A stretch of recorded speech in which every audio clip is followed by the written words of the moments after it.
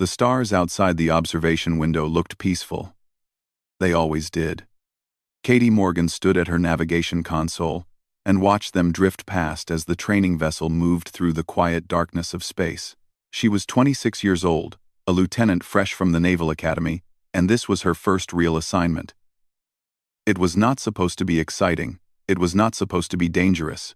It was just a training run. The ship was called the Horizon's Edge. It carried 42 cadets who were learning how to serve on starships. Most of them were 18 or 19 years old. They walked through the corridors with wide eyes, still amazed that they were actually in space. Katie remembered feeling that way once. It seemed like a long time ago now. Commander Greg Patterson was in charge of the mission. He was a tall man with gray hair and a calm voice that made everyone feel safe. He had been flying ships for 30 years. He knew what he was doing. Katie liked him. He treated the junior officers with respect and never raised his voice, even when the cadets made mistakes. Katie's job was simple. She monitored the navigation systems and helped with course corrections when needed. The ship's computer, an artificial intelligence called Orion 7, did most of the actual work. Katie was mostly there to watch and learn. She was good at her job, but she had never been tested. Not really. The Academy had simulations that were supposed to prepare officers for emergencies. But simulations were not real. Everyone knew that. The ship was 3 days into its patrol when they entered the Valen Drift. This was a region of space known for small electromagnetic disturbances, nothing serious. Ships passed through it all the time without problems. The cadets were excited because they might get to see some unusual sensor readings. That was the most adventure anyone expected. Katie was checking her console when the first warning light appeared, then another, then a dozen more. The lights spread across her screen like a disease. Red, and angry, and wrong. She looked up just as the main lights flickered. Once, twice, then everything went dark. Emergency lighting came on a moment later, painting the bridge in dim red. Alarms started screaming. Katie heard voices shouting, people asking what was happening, feet running on metal floors. She turned to look at Commander Patterson. He was standing at the command station. One hand raised to his head. His face had gone pale. Blood was running from his nose in a thin red line. He opened his mouth to speak, but no words came out. Then his eyes rolled back and he fell. Katie ran to him. She dropped to her knees and checked his pulse. He was alive but unconscious. Behind her, she heard more sounds of people falling. She looked around the bridge and saw that every senior officer was down. Lieutenant Commander Vance was slumped over his console. Lieutenant Peters had collapsed near the door. Ensign Grady was on the floor, not moving. The cadets were still standing. They were young and afraid, and looking at Katie like she might have answers. She did not have answers. She did not know what had happened. But she knew one thing, with terrible clarity. She was the highest-ranking conscious officer on the ship. The alarms were still screaming. Katie stood up slowly. Her heart was beating so fast she could feel it in her throat. Her hands wanted to shake, but she would not let them. Not now. Not in front of these young people who needed someone to tell them what to do. She walked to the command station and looked at the screens. Most of them were dead. The few that still worked showed error messages and warnings. Life support was running on backup power. Navigation was offline. The main computer was not responding. Orion 7 was gone. Katie took a deep breath. Then she started giving orders. She pointed at a cadet named Ryan Nichols. He was a tall young man with brown hair and scared eyes. She told him to monitor life support and report any changes. He nodded and moved to a console, grateful to have something to do. She pointed at Brittany Cole next. She was a small woman with dark skin and steady hands. Katie told her to start medical triage. Check every unconscious officer. Report their conditions. Brittany nodded and got to work. Katie sent Derek Huang to engineering with 3 other cadets. She told them to assess the damage and report back. Derek looked frightened, but he went. They all went. They moved because Katie told them to move. And right now, that was enough. One cadet had not moved at all. His name was Austin Reeves, and he was standing in the corner, shaking, staring at nothing. Katie wanted to help him, but she did not have time. She had to focus on the ship first. She went to the navigation console and tried to bring up their position. The screens flickered and died. She tried again. Nothing. The computer was completely dead. They were flying blind through space with no way to know where they were or where they were going. Katie remembered something from her training. Something most cadets laughed about because it seemed so old and useless. Emergency star charts, printed on actual paper. Stored in a compartment near the observation port because paper did not need electricity to work. She found the charts and spread them out on a flat surface. Then she went to the observation port and looked at the stars. Real navigation by starlight. It was something pilots had done hundreds of years ago, before computers existed. Katie had studied it at the academy. She never thought she would actually use it. She identified 3 major stars and used them to calculate their approximate position. Her hands moved quickly over the charts, making notes, drawing lines. The math was not perfect, but it was close enough. What she found made her stomach drop. They were drifting toward an asteroid cluster. At their current speed, they would reach it in about 40 minutes. The ship had no shields. If they hit those rocks, everyone would die. Katie looked at the paper in her hands. She looked at the stars outside the window. She looked at the frightened faces of the cadets around her. Then she started moving toward engineering. They needed to get the engines working. They needed to do it now. And Katie Morgan, the junior navigation officer who had never been tested, was going to make it happen. She had no other choice. The corridors of the horizon's edge were dark and strange. Emergency lights made everything look red, like the inside of a wound. Katie moved fast, her boots loud on the metal floor. 2 cadets followed her. They did not speak. There was nothing to say. Engineering was 3 decks down. Katie took the stairs because the elevators were dead. Her legs burned as she ran, but she did not slow down. 40 minutes. That was how long they had before the asteroids. Every second counted. She found Derek Huang and his team in the main engineering bay. They were standing in front of a large console, looking lost. The screens were dark. The buttons did nothing when pressed. The whole room felt dead. Derek turned when Katie entered. His face was pale and sweaty. He told her that nothing was working. The surge had killed everything. They could not even get the lights to turn on properly. Katie walked past him and looked at the console.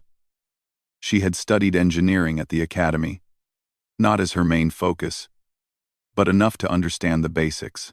She knew that every ship had manual overrides. They were built into the design because computers could fail. Everyone knew that computers could fail. She asked Derek where the manual override panel was. He did not know. None of the cadets knew. They had trained on simulators that always worked. They had never needed to think about what happened when everything broke.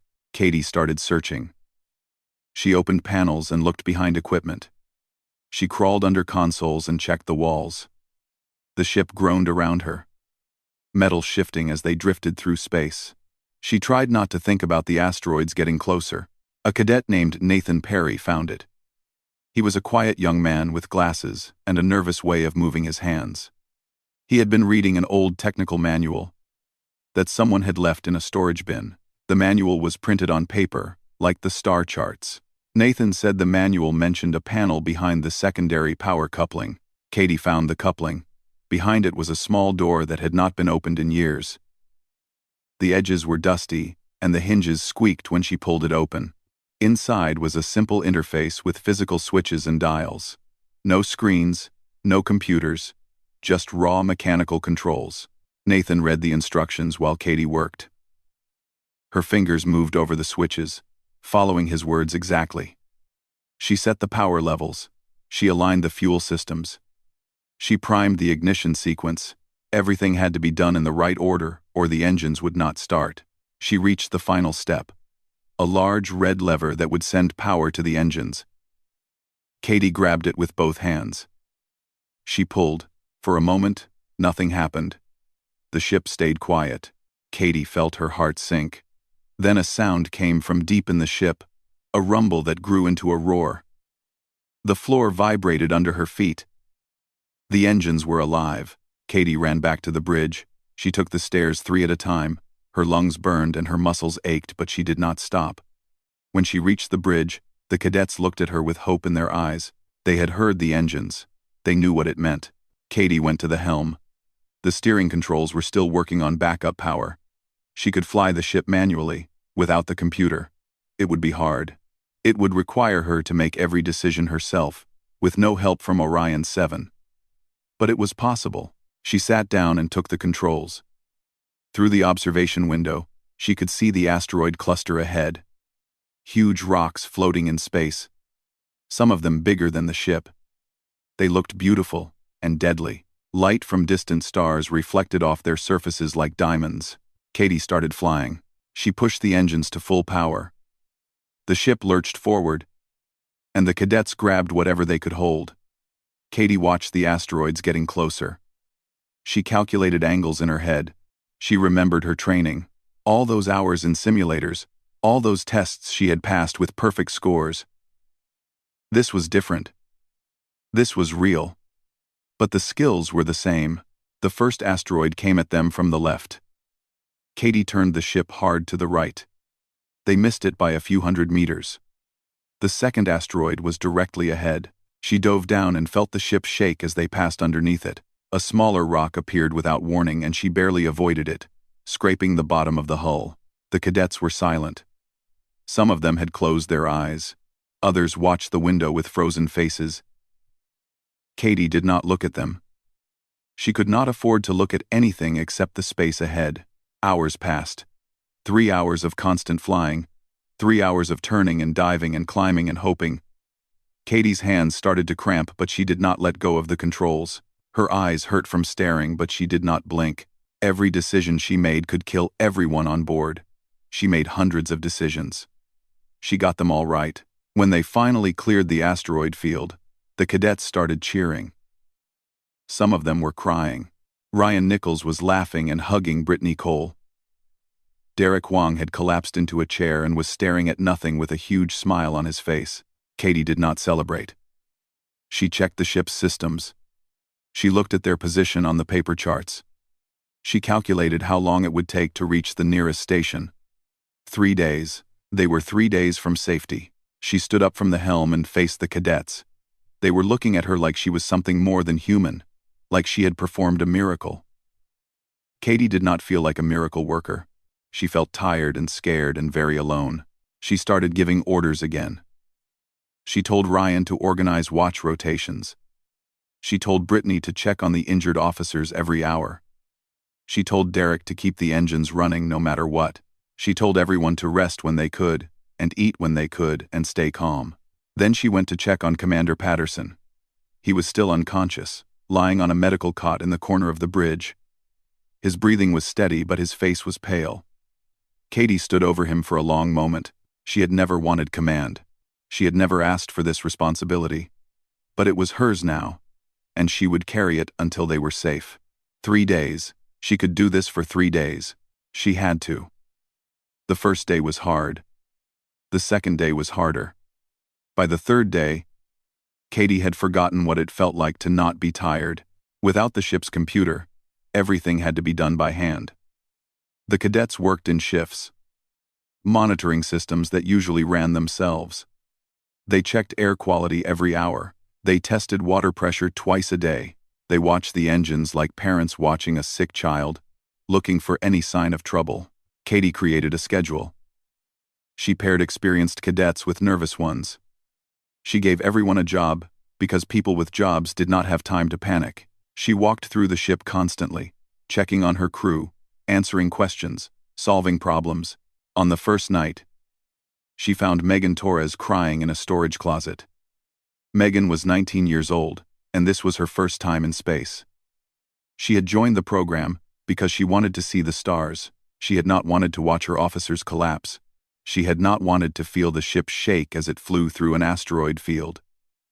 She had not wanted any of this. Katie sat with her. She did not say much, because there was nothing to say that would make it better. She just sat there, in the dark closet, being present. After a while, Megan stopped crying.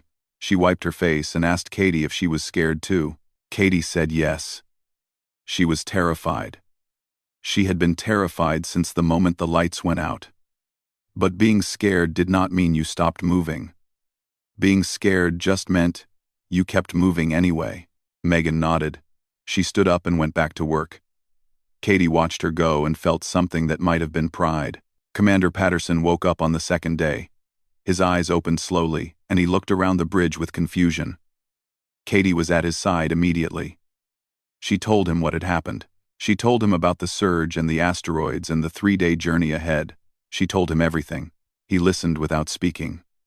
When she finished, he tried to sit up. His body was too weak. He fell back onto the cot and closed his eyes. Katie thought he might be upset. She thought he might be angry that she had taken command without his permission. Instead, he smiled. A small, tired smile. He said she had done well. Then he fell asleep again. Katie did not have time to think about his words. There was too much to do. The water recycler broke on the second night. Katie was sleeping when the alarm woke her. She ran to the recycling station and found 2 cadets staring at a broken machine. Water was leaking onto the floor in a growing puddle. Katie called Megan Torres. Megan had studied engineering before switching to navigation. She was the closest thing they had to an expert. Together, they opened the recycler and looked inside. The problem was a cracked filter. Water was supposed to flow through it, but the crack was letting everything leak out. Katie found a spare filter in storage. Megan read the repair manual, while Katie made the switch. They worked for 2 hours in a space so small they could barely move. Katie's arms were covered in recycled water that smelled strange and felt strange on her skin. But they fixed it. The machine started working again. Later that night, something worse happened. Austin Reeves, the cadet who had frozen on the bridge, went to the airlock. He did not tell anyone where he was going. He did not ask for permission. A cadet named Lucy Park found him standing in front of the controls, his hand on the release lever. Lucy screamed for help. Katie came running. She found Austin staring at the airlock door with empty eyes. He was talking to himself, saying things that did not make sense, something about pressure and quiet and ending. Katie moved slowly. She spoke softly. She told Austin to step away from the controls. He did not move. She told him that everyone was scared.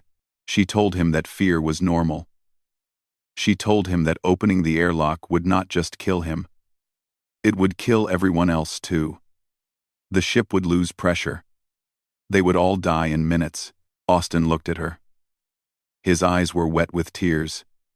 He said he could not do this anymore. He could not pretend to be brave. He was not brave. He was just a kid who wanted to go home. Katie told him she was not brave either. She was pretending too. Everyone on the ship was pretending. That was what courage meant. It meant being afraid and doing the right thing anyway. It meant holding on even when you wanted to let go. She held out her hand. Austin stared at it for a long moment. Then he took it. Katie led him away from the airlock. She took him to her quarters and sat with him for an hour. Talking about nothing important, he fell asleep on her floor. Katie covered him with a blanket and went back to work. She did not sleep that night. On the morning of the 3rd day, the sensors picked up a signal. A distress call from another ship. The Dawncrest, a civilian freighter with 19 people aboard. They had been caught in the same surge. Their life support was failing. They had 6 hours to live. Katie stood on the bridge and looked at the message. She thought about the cadets she was responsible for. She thought about the injured officers. She thought about their own limited supplies and the repairs they still needed to make. Ryan Nichols asked what they should do. He said they could ignore the signal. No one would blame them. They had their own problems. Katie shook her head. She said they were not going to ignore anyone. They were going to help. She changed their course. The horizon's edge turned toward the Dawncrest. Some of the cadets looked scared. Some looked relieved. Brittany Cole smiled and said she was proud to serve under Katie's command. Katie did not feel like someone worth being proud of. She just felt like someone doing what needed to be done. They had 6 hours to save 19 lives. They started moving faster. The Dawncrest looked like it was dying. Katie stood at the observation window and watched the freighter drift through space.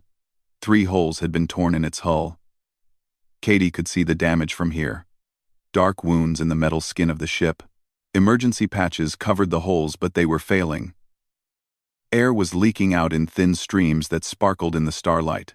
19 people were trapped on that ship. They had maybe 4 hours of air left. Maybe less. Katie called for volunteers. She needed people willing to cross the empty space between the ships. It was dangerous.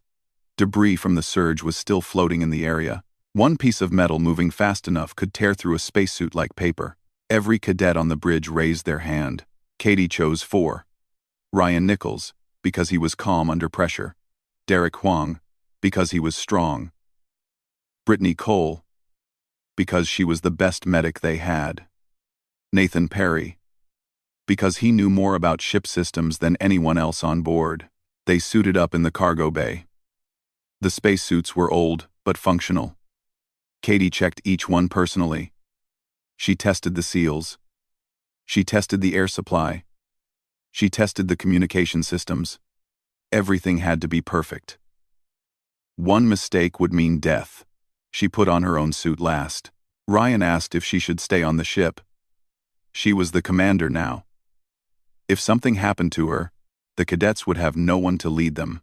Katie said she was not asking anyone to do something she would not do herself. She was going. They opened the airlock and stepped into space. The silence was complete. Katie could hear nothing except her own breathing inside the helmet.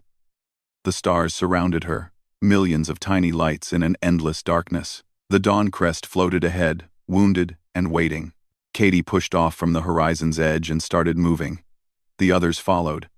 They used small thrusters built into their suits to guide themselves across the gap. It was like swimming through nothing. Katie felt weightless and small, and completely alone. Even with her team around her, something moved in the corner of her eye. She turned and saw a piece of debris spinning toward them. It was about the size of a person's head. Moving fast, she shouted a warning. The team scattered. The debris flew through the space where Derek had been standing a moment before. It missed him. By inches. They kept moving. The Dawncrest had an emergency airlock on its lower section. Katie reached it first. She connected her suit to the ship's systems and tried to open the door. Nothing happened. The power was too low. Nathan moved beside her.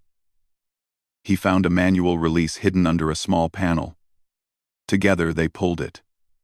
The door groaned and opened slowly, metal scraping against metal. Inside, the ship was dark and cold. Emergency lights flickered weakly. The air smelled wrong. Stale and thin and full of fear. Katie led the way through the corridors. They found the survivors in the cargo bay. It was the only part of the ship with working life support. 19 people huddled together in the dim light. Men and women. Old and young. And children. 7 children with scared eyes and small hands holding onto their parents. Katie told them they were going to be okay. She told them the horizon's edge would take them to safety. She told them they just had to be brave a little longer. The transfer took hours. They could only move a few people at a time. The journey between ships was too dangerous for large groups. Katie made 6 crossings herself. She carried children in her arms. She guided elderly passengers who had never worn a spacesuit before. She talked constantly, keeping everyone calm, keeping everyone focused. Ryan and Brittany handled the injured. There were 3 people who could not walk. They had to be strapped to transport boards and pushed across the void. It was slow and terrifying and necessary. On the 5th crossing, Nathan's suit was hit. A piece of debris no bigger than a coin struck him in the chest. The impact was small, but the damage was not. A crack appeared in his suit. Air started leaking out in a thin stream. Katie saw it happen. She was 20 meters away, guiding a mother and her young son toward the horizon's edge. She heard Nathan's voice in her helmet, calm and quiet, saying he had a problem. She handed the civilians to Derek and pushed herself toward Nathan. He was floating in space, his hands pressed against the crack, trying to stop the air from escaping. His face was pale behind the glass of his helmet. Katie reached him and pulled emergency tape from her belt. Every suit carried a small roll for exactly this situation. She pressed the tape over the crack and sealed it tight. The leak stopped. Nathan looked at her. His eyes were wet. He said thank you. Katie said nothing. She grabbed his arm and pulled him toward the ship. The last crossing was the worst. 3 passengers remained on the Dawn Crest. An old man named William and his 2 grandchildren. A boy and a girl. The children were 8 and 10 years old. They were crying. They did not want to go into space. They did not want to leave their ship. Katie knelt in front of them. She spoke softly. She told them about the stars. She told them about the horizon's edge, waiting for them. She told them about the brave cadets who would keep them safe. She told them that sometimes being scared was okay. What mattered was moving forward anyway. The children held her hands. William held their shoulders. Together, the 4 of them stepped into the airlock. The crossing took 15 minutes. It was the longest 15 minutes of Katie's life. She talked the whole time, telling stories, describing the station they were going to, promising hot food and warm beds. The children listened. They did not cry anymore. When they reached the horizon's edge, the cargo bay was full of people. 19 survivors from the Dawn Crest, mixed with 42 cadets. 61 souls on a ship designed for 50. Katie took off her helmet. Her hair was wet with sweat. Her hands were shaking. She looked around at all the faces watching her and felt something break inside her chest. Relief. Exhaustion. Something she could not name. Brittany told her to sit down. Katie sat. She put her head in her hands and breathed deeply. Just breathed. The hardest part was over. The horizon's edge turned toward the station. They were going home. Kepler Station 12 appeared on their screens like a promise. It was a massive structure floating in the darkness. Lights glowing from 1,000 windows. Ships moved around it like small fish near a whale. Katie watched it grow larger through the observation window and felt something she had not felt in days. Hope. The horizon's edge sent a distress signal as they approached. The station responded immediately. Medical teams were being prepared. Docking bays were being cleared. Help was coming. Katie stood on the bridge for the final approach. She had not slept in 2 days. Her eyes were red, and her hands would not stop shaking. But she stayed at her post. She had brought these people this far. She would see them to the end. The ship docked with a gentle bump. The airlock opened and people in white uniforms poured inside. Doctors and nurses and emergency workers. They moved through the ship like a wave, checking on everyone, helping the injured, guiding the civilians to safety. Katie stepped back and let them work.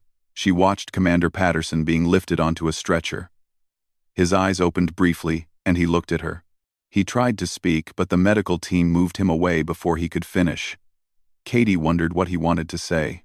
The cadets were next.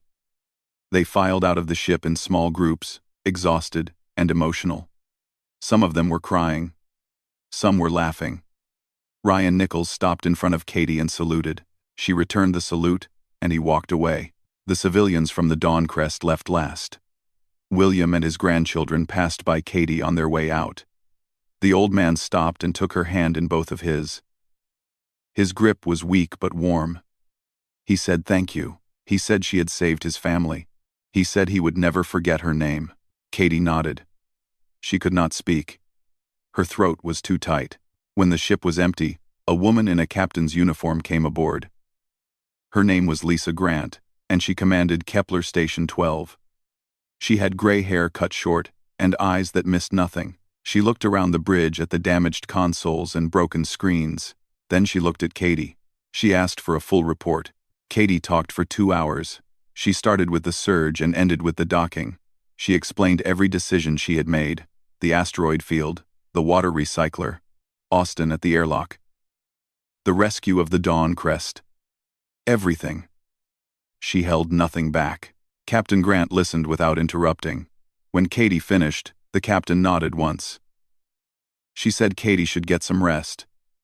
A room had been prepared for her on the station. Katie wanted to argue. There were still things to do. Reports to write. Systems to check.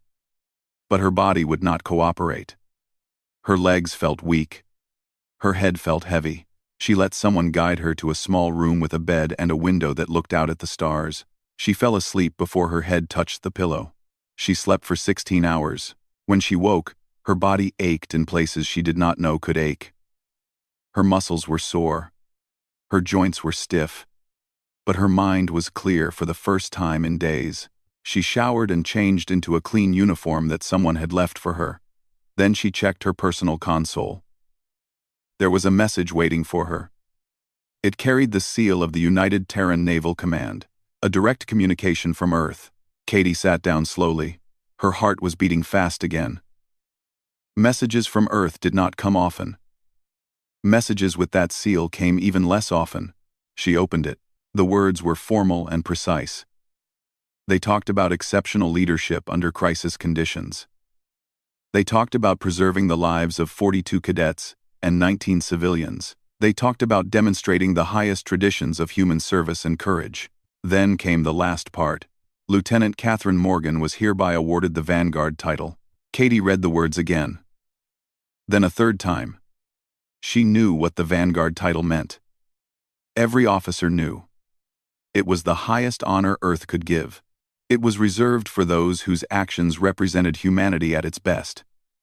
People who faced impossible situations and refused to give up. People who put others before themselves when it mattered most. There had been maybe 50 Vanguard recipients in the history of space exploration. Katie was now one of them. She was the youngest person ever to receive the honor. She sat in her room and stared at the message for a long time. She did not feel like a hero. She felt like someone who had been scared and tired and had kept moving anyway. She felt like someone who had done what needed to be done because there was no one else to do it. A knock came at her door. She opened it and found Commander Patterson standing in the corridor. He looked better than before. There was color in his face and strength in his posture. But he was leaning on a cane and moving slowly. The surge had taken something from him that would take time to return. He did not say anything at first. He just looked at her with an expression Katie could not read. Then he saluted. Katie stared at him. A commander did not salute a lieutenant. It went against every rule and tradition. But Patterson held the salute and waited. Behind him, in the corridor, Katie saw movement. The cadets were there. All 42 of them.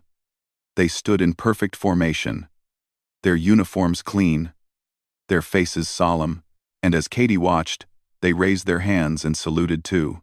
Ryan Nichols, Derek Huang, Brittany Cole, Nathan Perry, Megan Torres, Austin Reeves, all of them, every single one. Katie felt tears running down her face. She did not try to stop them. She stood straight and returned the salute. She had never wanted to be a hero.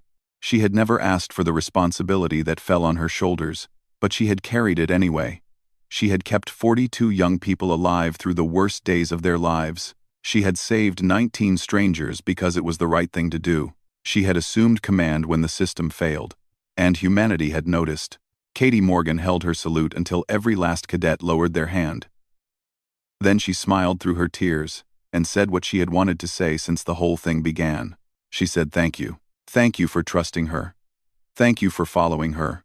Thank you for being brave when everything was falling apart. The cadets did not respond with words. They did not need to. Their faces said everything. Outside the window, the stars continued to burn. Millions of lights in an endless darkness. Katie looked at them and felt something new. Not fear. Not exhaustion. Something warmer, something like hope. Humanity had traveled far from Earth. They had built ships and stations and colonies across the galaxy. They had faced dangers that would have destroyed lesser species, but they were still human. They still helped each other. They still refused to give up. And sometimes, in the darkest moments, ordinary people became extraordinary. Katie Morgan was proof of that. She was the vanguard,